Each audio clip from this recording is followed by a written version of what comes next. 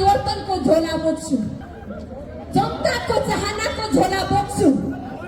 मैले यसो सम्झे, जनताको जिम्मेवारीको भार बोक्न सक्ने ताकत तपाईमा छैन। तपाईको झोलामा कमिसन तत्त्व छ, ठेकापट्टाको भाग बन्ना छ, नियुक्तिहरूको नामावली छ, लम्पसानवादीहरूको सूची छ। तपाईको झोलामा के छैन भने युवालाई स्वरोजगार बनाउनु पर्छ, रोजगारी दिनुपर्छ भन्ने विवेक तपाईको झोलामा छैन। देशको 7वटा प्रदेशले समान शिक्षा, स्वास्थ्य र न्यायालयको पहुँच पाउनुपर्छ भन्ने तपाईको झोलामा छैन। यो देशको शिक्षा, स्वास्थ्य र अर्थतन्त्र ध्वस्त पार्नु भएको छ कमिसन, बिचौलिया र लुटतन्त्रमा। त्यसलाई सकेर यो देशलाई विकासको सङ्कट, आर्थिक सङ्कटबाट उभो लगाउनु पर्छ भन्ने चेतना तपाईमा छैन। त्यसैले तपाईँ परिवर्तनको झोला बोक्नुहुन्न, माफ गर्नुहोला।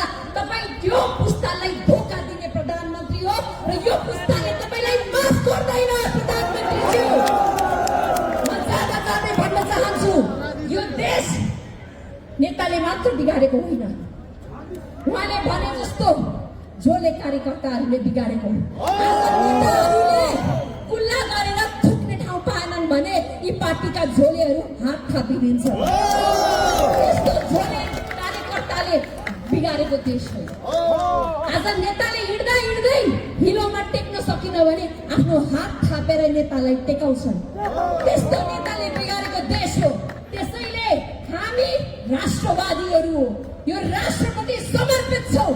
आज महिला दिदी बहिनीहरू, मातृशक्तिलाई तपाईहरूले जुन किसिमको दमन गर्नुभएको छ, निन्दनीय छ, निन्दनीय छ। अनि साथीहरू, तपाईहरू सच्चा राष्ट्रभक्त हो भने तपाईहरूलाई पनि थाहा छ, तपाईको हात उठाएर सलाम गर्दै गर्दा तपाईहरूको हृदयमा धिक्कार लागिराखेको हुन्छ, तपाईहरूलाई लज्जा बोध भइराखेको हुन्छ।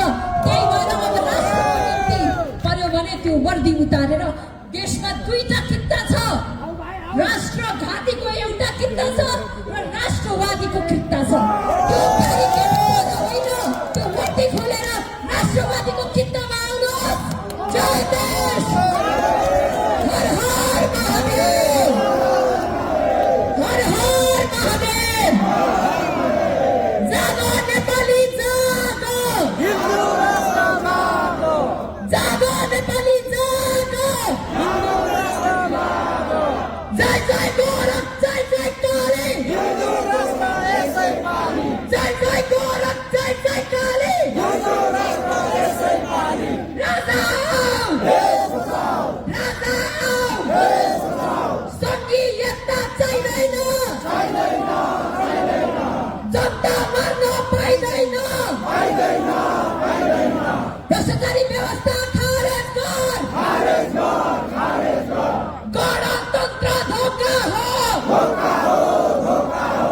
गणतन्त्र धोका हो। सङ्घीयता चाहिँदैन, जनता मर्न पाइँदैन। जय जय गोरख, जय